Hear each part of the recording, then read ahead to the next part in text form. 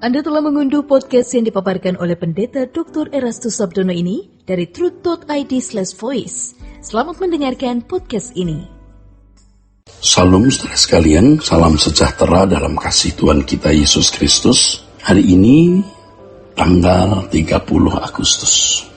Saudara, banyak orang berdoa, sertai aku Tuhan. Dasarnya karena banyak masalah hidup ini, banyak bahaya dan lain sebagainya.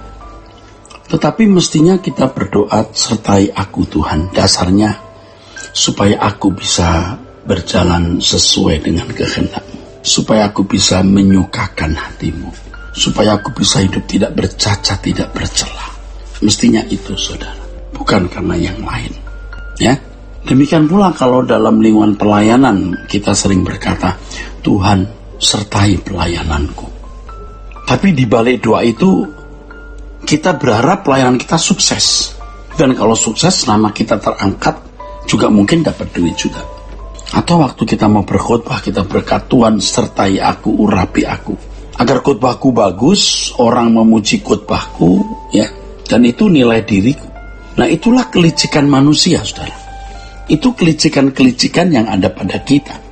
Kelicikan-kelicikan yang ada pada saya, yang saya sadari. Kalau dulu tidak saya sadari. Sebab di balik kalimat sertai aku Tuhan itu ada agenda-agenda kita pribadi.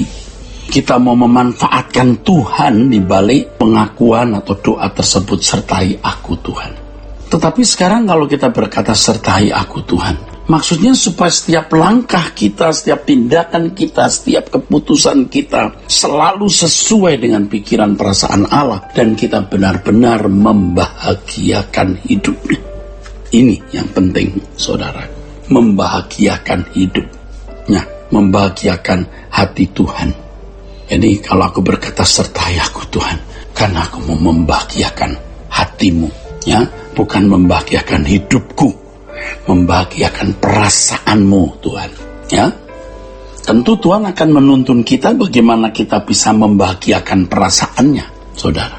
Jadi entah aku sehat atau sakit, kaya atau miskin, masalahku sudah selesai atau belum, aku tidak mau tenggelam di dalam masalah-masalah ini.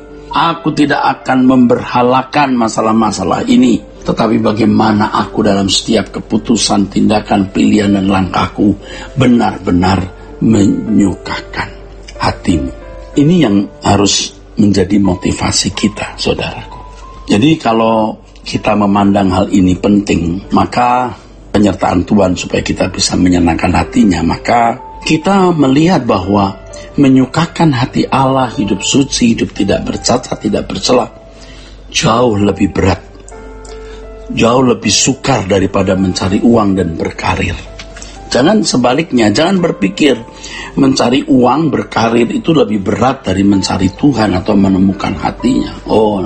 Menemukan hati Allah itu, saudaraku, benar-benar sesuatu yang tidak mudah, harus kita perjuangkan dengan sungguh-sungguh.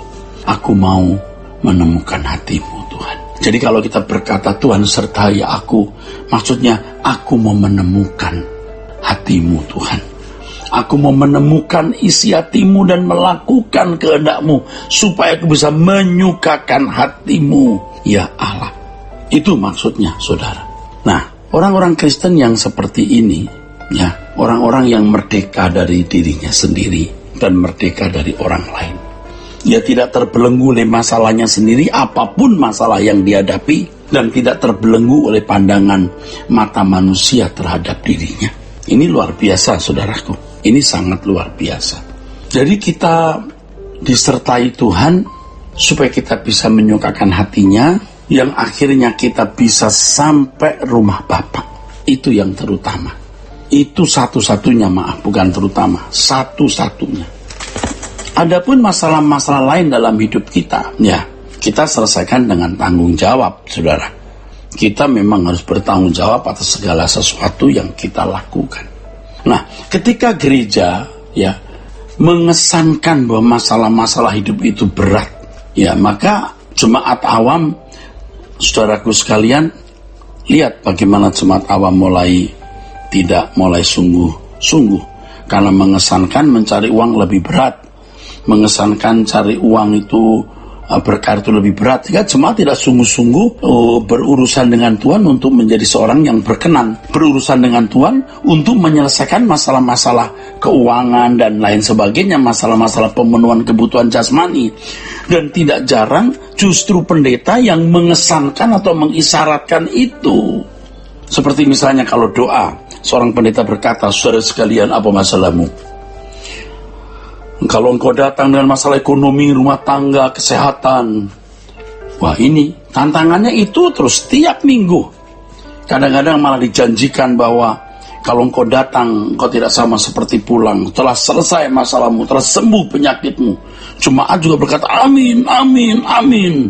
Padahal, aduh itu salah saudaraku. Keliru itu saudara. Maksud saya belum tentu benar-benar mereka mendapat jalan keluar dari masalah itu. Masalah itu mungkin masih ada, tetapi kita bisa melewatinya karena Tuhan beserta dengan kita. Dan masalah itu memang masih ada, tapi masalah itu menuntun kita, saudara, untuk bisa hidup sesuai kehendak Allah, untuk bisa menyenangkan hati Allah, untuk bisa menyukakan hati Allah. Itu, saudaraku. Karena pendeta mengesankan bahwa mencari uang itu lebih sulit, berkah itu lebih sulit, maka perhatikan tantangan untuk mendoakan orang, orientasi hanya pemenuhan kebutuhan jasmani. Nah ini jadi salah, kaprah, saudaraku. Ya, jadi orang ke gereja karena mau melihat berkat Tuhan, bukan Tuhan sendiri. Apalagi kalau ada pendeta-pendeta yang dalam tanda kutip dipandang sakti bisa mendatangkan berkat jasmani dan kesembuhan, pasti laku. Lebih laku dari pendeta yang tidak mempromosikan mujizat, saudara. Tetapi saudara yang dewasa rohani sekarang mulai mengerti, ya. Harus paham benar, saudaraku, bahwa mencari Tuhan itu lebih sulit dari mencari uang. Karenanya kita harus fokus kepada hal ini. Carilah dahulu kerajaan Allah dan kebenarannya. Artinya kita harus mengusahakan, ya saudaraku sekalian, bagaimana menjadi warga kerajaan surga yang baik. Ini yang penting, bukan yang lain. Ini satu-satunya agenda yang harus kita miliki. Dan Tuhan pasti menuntun orang-orang seperti ini di jalan kebenarannya. Tapi kalau orang bercabang hatinya, seperti yang dikatakan firman Tuhan, dia tidak akan mendapat apa-apa. Dan firman Tuhan juga mengatakan kita tidak bisa mengabdi kepada dua Tuhan. Waduh, kalau dua Tuhan nggak tahu bagaimana, saudaraku. Kita hanya boleh mengabdi kepada satu Tuhan, dan Tuhan itu adalah Tuhan kita Yesus Kristus. Tidak ada yang lain. Nah, saudara, mesti kita harus paham benar, ya saudaraku. Setiap wilayah memiliki situasi yang berbeda-beda, ya setiap orang itu. Tetapi apapun situasi orang itu, apapun masalah orang itu, tidak akan melampaui kekuatannya. Tidak mungkin. Jangan memberalakan masalah. Setiap orang pasti punya beban, tapi beban itu pasti tidak melampaui kekuatannya. Setiap kita punya masalah, tapi setiap masalah kita tidak melampaui kekuatan kita. Oleh sebab itu fokus kita haruslah bagaimana menggunakan penyertaan Tuhan untuk belajar sebagai murid, duduk sebagai anak yang dididik Bapa di surga, supaya kita mengambil bagian dalam kekudusan Allah, dan kita menjadi orang-orang yang berkenan kepadanya sampai di kekekalan. Dan memberkati Sola Gracia.